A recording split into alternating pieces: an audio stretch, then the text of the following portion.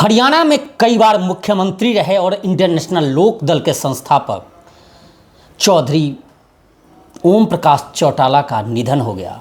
वो इस दुनिया से रुखसत हो गए। उनसे जुड़ी तमाम किस्से हैं, चाहे राजनैतिक रूप से बात करें, सामाजिक रूप से बात करें, या फिर हरियाणा को आर्थिक समृद्ध बनाने की बात करें। तमाम किसी भी एंगल से अगर चर्चा हरियाणा के डेवलपमेंट की होगी तो चौधरी ओम प्रकाश चौटाला उस वक्त अमर रहेंगे, अमर हो जाएंगे, और तमाम इस तरह की चर्चा उनके बिना चर्चा अधूरी मानी जाएगी। हमारे साथ डीबी लाइव के वरिष्ठ पत्रकार अमित नेहरा जी हैं, जिन्होंने इस पुस्तक को लिखा तो पहले था, लेकिन इसमें तमाम, अगर आप भी इस ये किस्सा गोई पुस्तक का नाम है, रंगीला हरियाणा भाग 1, आप भी जाकर देख सकते हैं और ख़रीद सकते हैं। और इसमें जो किस्से हैं तमाम, वो ओम प्रकाश चौटाला से काफ़ी किस्से जुड़े हुए हैं। उन चीफ मिनिस्टरशिप से लेकर पार्टी बनाने से लेकर और हरियाणा में ग्रीन ब्रिगेड से लेकर इंडियन नेशनल लोक दल से तमाम चर्चाएँ हैं। डीबी लाइव के वरिष्ठ पत्रकार हैं, मैंने बताया। सर, स्वागत है आपका। धन्यवाद सर जी। आज सबसे पहले श्रद्धांजलि किस रूप में दोगे सर आज? श्रद्धांजलि इस रूप में दी जाएगी कि हरियाणा जो आज है उसमें कहीं ना कहीं बहुत बड़ा योगदान चौधरी ओम प्रकाश चौटाला जी का है। उनकी जो सोच थी, उनकी जो नीतियाँ थी, उनकी जो नीति थी, नीयत थी, वो हरियाणा को आगे ले जाने में कामयाब रही। तो निश्चित तौर पे हरियाणा के लिए आज का दिन दुख भरा दिन है। हरियाणा के डेवलपमेंट की चर्चा होती है, तमाम लोग, मैं भी सुनता था हरियाणा नंबर 1 हुड्डा राज में, या तमाम अभी बीजेपी में सुनता हूँ। रियल हरियाणा को नंबर 1 बनाने का श्रेय किसे जाता है? इसमें देखिए, मैं ये तो नहीं कहूँगा कि किसी एक व्यक्ति विशेष का योगदान रहा है हरियाणा को नंबर 1 बनाने में। सभी का थोड़ा बहुत तो रहा है, लेकिन 2 व्यक्तियों का योगदान बहुत बड़ा रहा हरियाणा को नंबर 1 लाने के लिए। पहला नाम तो चौधरी बंसी लाल जी का रहा, उसमें 2 राय नहीं है उसमें, क्योंकि जब हरियाणा पंजाब से अलग हुआ था तो हरियाणा के पास कुछ खास था नहीं। चौधरी बंसी लाल जी ही थे जिन्होंने यहाँ पे सबसे पहले हर गांव में सड़कें बिछाई, हर गांव तक बिजली की व्यवस्था की, हर गांव तक पेयजल की पाइपलाइनें पहुँचाई। तो काम उन्होंने भी काफ़ी किया था, लेकिन उसको फिर परवान जो चढ़ाते हैं ना, कहते हैं एक इंफ्रास्ट्रक्चर तो उन्होंने तैयार कर दिया, लेकिन उसमें जो बूस्टअप किया वो चौधरी ओम प्रकाश चौटाला ने किया। उनके पास ब्लूप्रिंट थे, उन्होंने ग्रामीण क्षेत्रों पे भी उतना ही ध्यान दिया, और जो औद्योगिक क्षेत्र बनाए उन्होंने, HSIDC जो थी, तो उसको जिस तरह से उन्होंने मजबूत किया, ठीक है ना। जैसे अगर बात IMT का भी श्रेय उन्हीं को जाता है। बिल्कुल IMT बावल जो थी वो उनके उसमें बनी, IMT मानेसर जो थी वो उन्होंने की। तो वो हमेशा सजग रहे कि एग्रीकल्चर और इंडस्ट्री दोनों बैलेंस रहें, ठीक है ना। जैसे गाँव का विकास करने के लिए उन्होंने एक योजना बनाई थी, शायद हरियाणा एग्रीकल्चर मार्केटिंग बोर्ड, तो जो सड़कें थी उसके माध्यम से बनाई, क्योंकि पैसा मार्केटिंग बोर्ड के पास काफ़ी था।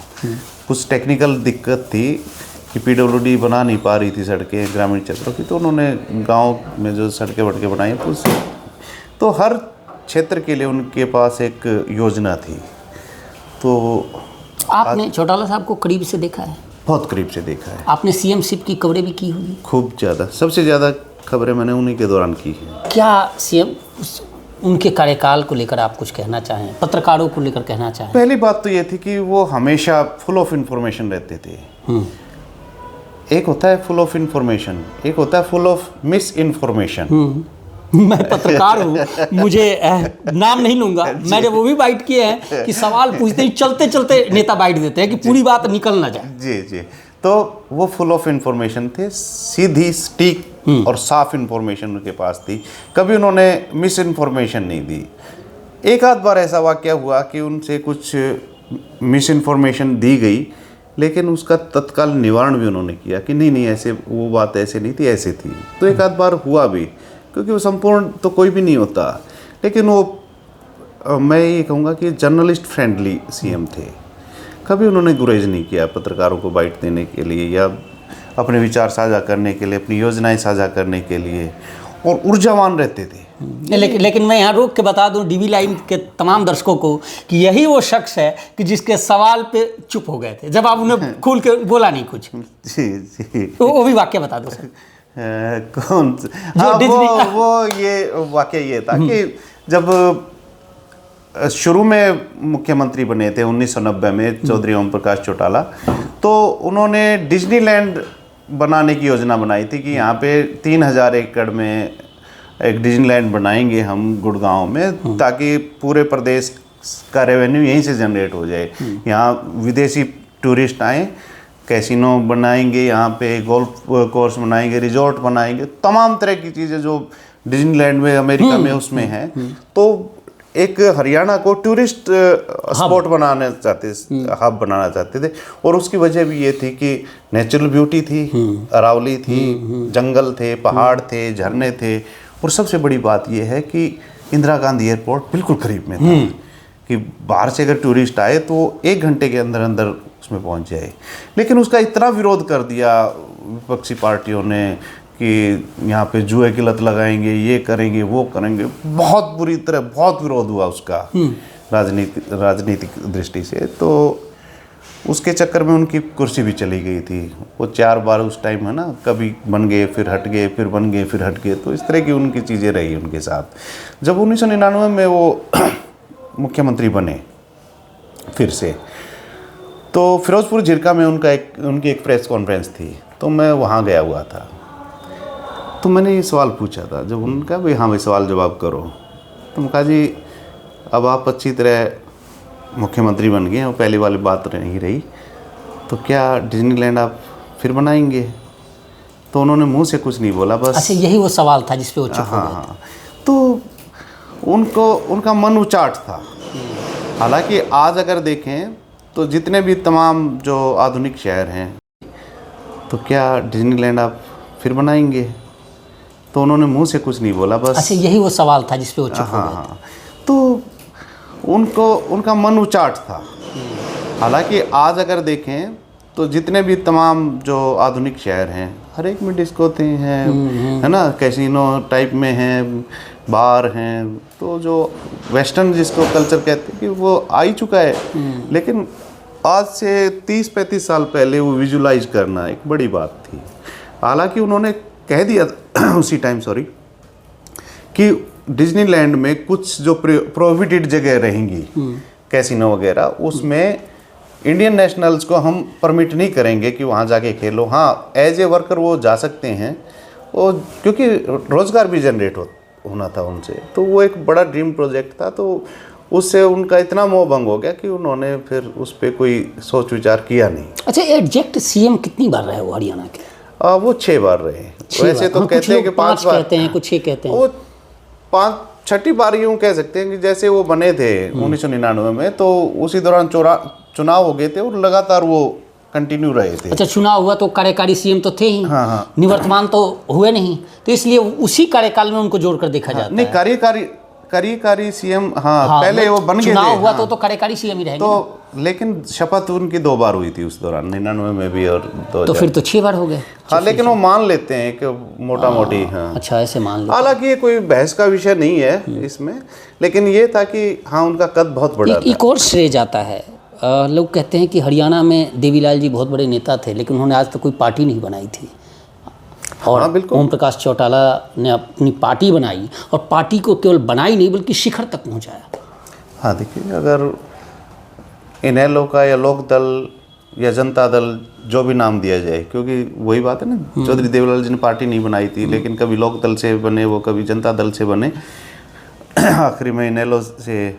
तो उसका जो स्वर्णकाल था वो तो 1999 से 2005 तक का ही रहा है, जो गोल्डन ईरा कह सकते हैं। देवीलाल जी निश्चित तौर पे पूरे देश के राजनेता थे, बड़े राजनेता थे।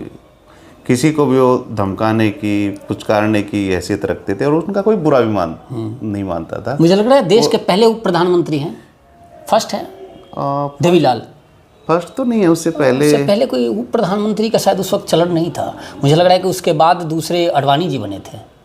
मैं भी थोड़ा सा कंफ्यूज हूँ, लेकिन ऐसा है शायद कि फर्स्ट उप प्रधानमंत्री वही बने थे। लेकिन देखो, उप प्रधानमंत्री का पद उनके कद के आगे बोना था, ठीक है ना, क्योंकि वो एक जननेता थे। मुझे लगता है कि अगर वो ना बनते उप प्रधानमंत्री तो भी वो बड़े नेता थे चौधरी देवीलाल। हालांकि ये आपको पता ही होगा, जब 1989 में जब मीटिंग हुई थी, जब थर्ड फ्रंट आया था, तो ये सहमति बनी थी, क्योंकि उस समय विवाद चल रहा था वीपी सिंह और चंद्रशेखर के बीच में। चंद्रशेखर इस बात पे अड़े हुए थे कि मैं प्रधानमंत्री बनूंगा, और चंद्रशेखर ये जिद किए हुए थे कि प्रधानमंत्री मुझे बनाया जाए। तो उसको सुलझाने के लिए एक मीटिंग बैठी थी, तो उसमें ये फैसला किया गया भी ये दोनों तो लड़ाई कर लेंगे और चौधरी देवीलाल जी को हम प्रधानमंत्री बना देते हैं, और ये हो गया था। लेकिन हुआ ये, जैसे ही शपथ ग्रहण समारोह हुआ तो इनके ऊपर जो पगड़ी रखी गई प्रधानमंत्री की, तो उन्होंने पगड़ी उठा के वीपी सिंह के सिर पे रख दी। और वो इसलिए किया था कि जब कैंपेन चला था तो चौधरी देवीलाल जी ने वायदा किया था कि हम वीपी सिंह को प्रधानमंत्री बनाएंगे, उस वचन को पूरा करने के लिए होती। ये एक अलग अगर दिवंगत ओम प्रकाश चौटाला के सरसरी निगाहों से आप अगर देखें उनकी पूरी जर्नी को, तो चंद मिनटों में क्या कहेंगे अपने दर्शकों के लिए? वो फर्श से अर्श का सफ़र हम कहेंगे। 1987 में जब चौधरी देवीलाल जी मुख्यमंत्री बने, तो उनका जो राजनीतिक वारिस था और उत्तराधिकारी था, वो चौधरी रणजीत को बनाया था उन्होंने, रणजीत सिंह चौटाला। ओम प्रकाश चौटाला जी कहीं नहीं थे, लेकिन उन्होंने अपने पास ये फेंकने शुरू किए, राजनीतिक कौशल दिखाया, और फिर वो 89-90 में खुद सीएम बने। और चौधरी रणजीत सिंह को रेस से बाहर कर दिया था उन्होंने। उसके बाद फिर विरोध हुआ उनका। 1990 के बाद वो जाके 1999 में 9 साल बाद फिर से मुख्यमंत्री बने, और जो उनका रूप निखर के आया 1999 में, विरोधी भी उनके कायल हो गए थे। हालांकि माना जाता है कि, कहा जाता है कि उन्होंने जातियाँ की, उन्होंने ये किया, उन्होंने वो किया, लेकिन उसका कोई आधार दिखाई देता नहीं। अगर तय में कोई जाए ना, वो हियर से वाली बात है। तो फाइनली ट्रिब्यूट करना है आपको, आप एक नहीं पार्टी वाला सवाल मैं ले लेता हूँ कि क्या उनके जाने के बाद इंडियन नेशनल लोक दल पुनः दोबारा उठ पाएगी, या कितनी बड़ी क्षति है? देखो, ये 2 सवाल हैं, दोनों का जवाब एक नहीं हो सकता। क्या उठ पाएगी, ये तो इस बात पे डिपेंड करेगा कि उनके उत्तराधिकारियों में कितना दम है। लेकिन नुकसान की बात है वो तो अपूरणीय है। उनकी सलाहें, उसकी राजनीतिक सोच, उनकी निष्ठा पार्टी, वो तो उनको नहीं मिलने। लास्ट टाइम उनसे मिले थे आप इधर कुछ? हाँ, मैं 2-1 महीने पहले मिला था, तो काफ़ी अस्वस्थ थे वो, ठीक है ना। लेकिन क्या था कि जो पार्टी में टूटन हुई, उनका के ऊपर काफ़ी बुरा असर पड़ा। अगर पार्टी ठीक ठाक रहती तो हो सकता है कि हमारे बीच में और ज़्यादा रह पाते। चलिए, फाइनली ट्रिब्यूट कर दीजिए, दर्शकों को आपको कहना हो तो क्या कहेंगे सर? मैं तो ये कहूँगा कि हरियाणा को ओम प्रकाश चौटाला जैसे नेताओं की फिर से ज़रूरत है। अगर इस तरह के नेता आएँ तो निश्चित तौर पे प्रदेश और देश का जो भविष्य है वो बढ़िया ही रहेगा, बेहतर रहेगा।